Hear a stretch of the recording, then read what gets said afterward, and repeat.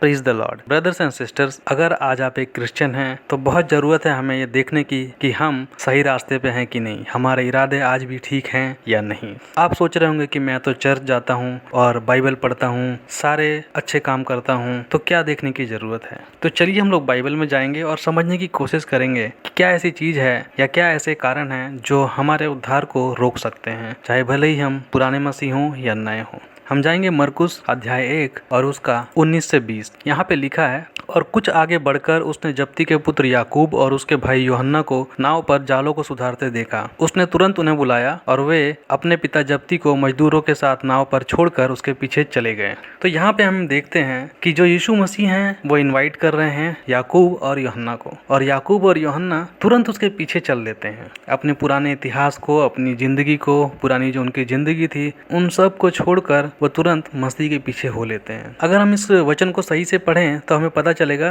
कि वो लोग मछुआरे तो थे, लेकिन शायद वो थोड़े अच्छे या बड़े लेवल के मछुआरे थे, क्योंकि उनके पास मजदूर भी थे जो काम कर रहे थे। तो अपने पिता के एक बिजनेस को छोड़कर मसीह के पीछे चलना शायद उनके लिए इतना आसान नहीं रहा होगा। लेकिन जब बात आती है उद्धार की, सैल्वेशन की, तो ये सब चीजें फीकी पड़ने लग जाती हैं। शायद इस बात को उन दोनों ने अच्छे से समझ लिया था और मसीह के पीछे चलने लगे थे, और वो दोनों बहुत एक्साइटेड थे इसको लेकर। हमेशा मसीह के साथ रहना, समय बिताना उन्हें अच्छा लगता था। हम देखेंगे अगर लूका अध्याय 5 और उसका 9 से 10, तो यहाँ पे देखेंगे कि ये दोनों भाई हर चीज में साथ साथ हैं, हर समय मसीह के साथ रहते हैं, समय ज्यादा से ज्यादा बिताना चाहते हैं मसीह के साथ। आज हमें देखने की जरूरत है कि क्या हम भी पहले जैसा ही प्रेम है हमारा। जब हम नए नए मसीह में आए थे हम बहुत उत्साहित थे, एक्साइटेड थे। क्या आज हमारा मन वैसा ही है? क्या आज हम मसीह के साथ समय बिताना पसंद करते हैं? क्या आज भी हर दिन हम बाइबल स्टडी और प्रार्थना में लवलीन रहते हैं? क्या आज भी हम दूसरे मसीह भाई बहनों से मेल मिलाप करते हैं? क्या आज भी किसी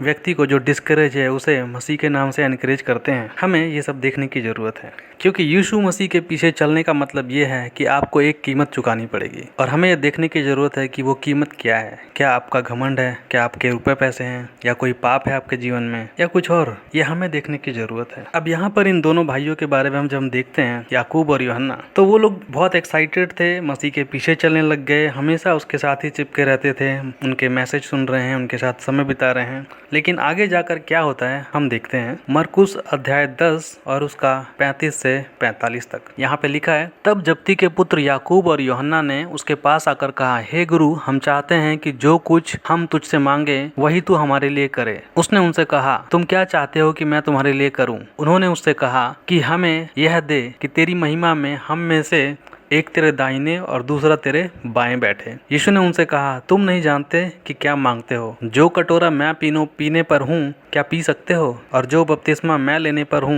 क्या ले सकते हो? उन्होंने उससे कहा, हमसे हो सकता है। और यीशु ने उनसे कहा, जो कटोरा मैं पीने पर हूँ तुम पियोगे, और जो बपतिस्मा मैं लेने पर हूँ क्या ले सकते हो? पर जिनके लिए तैयार किया गया है उन्हें छोड़ और किसी को अपने दाहिने और अपने बाएं बिठाना मेरा काम नहीं। यह सुनकर याकूब और यूहन्ना पर दसों रिसियाने लगे। यीशु ने उनको पास बुलाकर उनसे कहा, तुम जानते हो कि जो अन्य जातियों के हाकिम समझे जाते हैं वे उन पर प्रभुता करते हैं, और उनमें से जो बड़े हैं उन पर अधिकार जताते हैं। पर तुम में ऐसा नहीं है, वरन जो कोई तुम में बड़ा होना चाहे वह तुम्हारा सेवक बने, और जो कोई तुम में प्रधान होना चाहे वह सबका दास बने। क्योंकि मनुष्य का पुत्र इसलिए नहीं आया कि उसकी सेवा टहल की जाए, पर इसलिए आया कि आप सेवा टहल करे और बहुतों को छुड़ाने के लिए अपने प्राण दे। तो यहाँ पर हम देखते हैं कि याकूब और यूहन्ना जो एक टाइम में बहुत एक्साइटेड थे, अपना सब कुछ छोड़कर मसीह के पीछे चलने लग गए थे, आज उनके मन में लालच आ गया है। वो यहाँ पर अपनी पोजीशन की बात कर रहे हैं कि हम जब आप चले जाएंगे तो फिर हम जो है आपके उत्तराधिकारी बनेंगे, या फिर हम आपकी जगह रब्बी या फिर पास्टर, इवेंजलिस्ट या फिर आर्क बिशप कुछ भी बनने। इस तरह की उनके मन में लालसा थी। मतलब ये कि वो लोग कुछ पोजीशन चाहते थे कि उनका कुछ ओहदा बन जाए कि हम ये हैं। और बाद में यीशु मसीह उन्हें समझाते हैं कि यहाँ पर ऐसा नहीं है, जो भी तुम में बड़ा बनना चाहे उसे सेवक बनना पड़ेगा। जैसा कि मसीह खुद भी यहाँ पे लोगों की सेवा लेने नहीं आया है, बल्कि दूसरों के लिए अपनी प्राण देने के लिए आया है। तो दोस्तों, भाइयों और बहनों, जब हम नए नए मसीह बनते हैं तो हम काफ़ी अच्छे होते हैं, हमारा हृदय एकदम कोमल होता है। बट जैसे जैसे हम आगे बढ़ते हैं, चर्च में और चीज़ों को देखते हैं, कई बार हमारा जो मन है वो सही नहीं होता है। जैसा कि यिर्मयाह अध्याय 17 और उसका 9 बताता है कि मन तो सब वस्तुओं से अधिक धोखा देने वाला है, उसमें असाध्य रोग लगा है, उसका भेद कौन समझ सकता है। तो जो हमारा मन है वो हमें धोखा दिलाता है और उसके ऊपर विश्वास करना बहुत मुश्किल है। चांसेज हैं ऐसा कि जो याकूब है और यूहन्ना वो दोनों शायद ये सोच रहे होंगे कि यीशु मसीह के जाने के बाद ये पूरा का पूरा जो छोटा सा चर्च है कैसे चलेगा, कौन चलाएगा, कौन लीडर बनेगा, कौन छोटा लीडर बनेगा। शायद इस तरह की बातें उनके दिमाग में चल रही होगी।